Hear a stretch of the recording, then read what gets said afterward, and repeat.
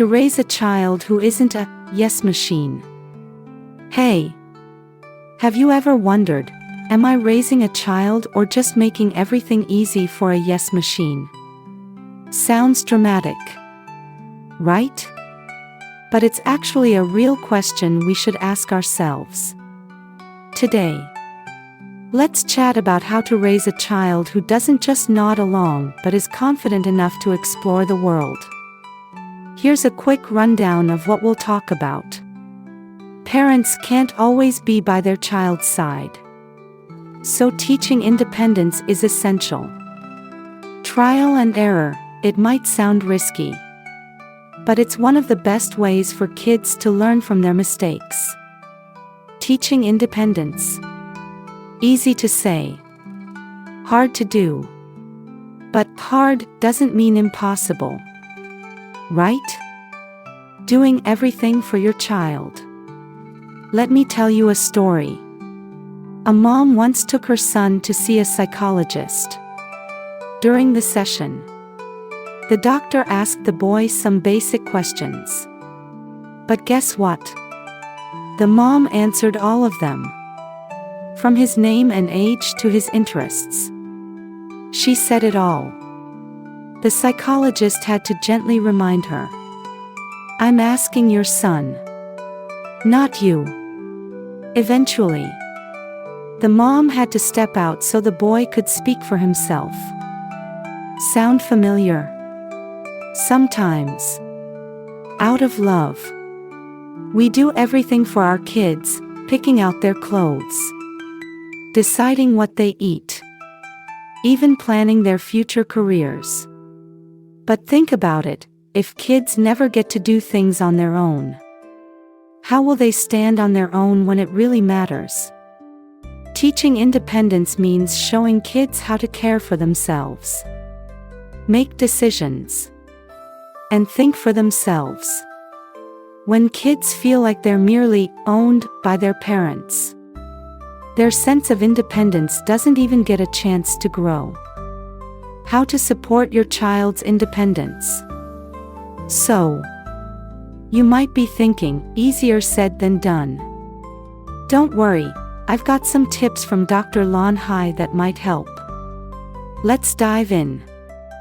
Let them make their own choices. From a young age, let your child choose their clothes or shoes within reasonable boundaries. Of course, this gives them a sense of control and decision-making.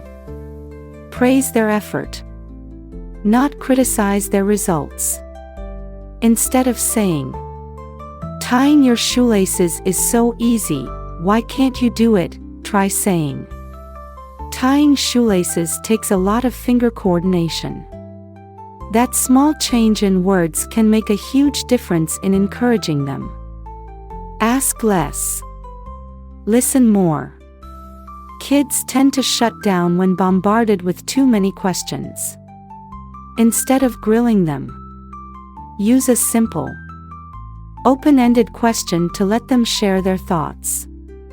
Encourage learning from others. Instead of always teaching your child everything yourself, help them learn from friends, teachers, or other people around them. They'll see that the world is full of helpful resources beyond just mom and dad. Don't crush their hopes. If your child dreams of becoming an engineer or an MC, don't say, "You're bad at math, how can you be an engineer?"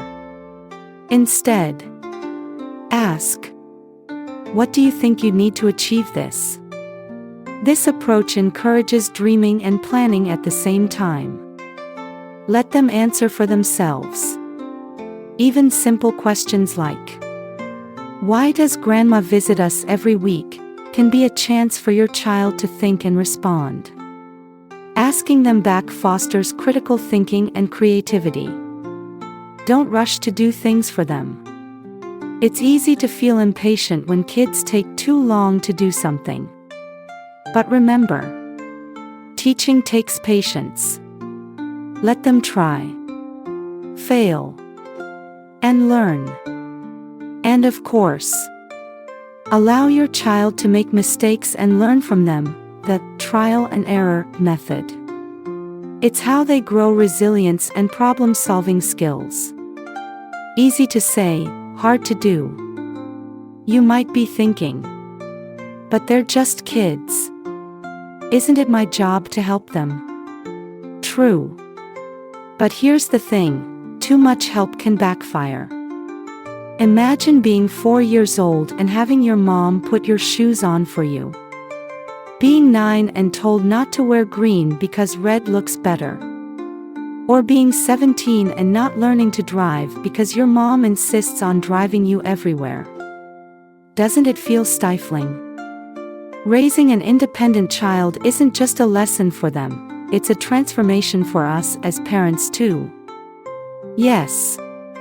It's tough at first. And yes, it might lead to some stressful moments. But the results are so worth it. So, what do you think? Do you have the patience to walk this journey of independence with your child? Of course. You do. Let's do it together. One small step at a time.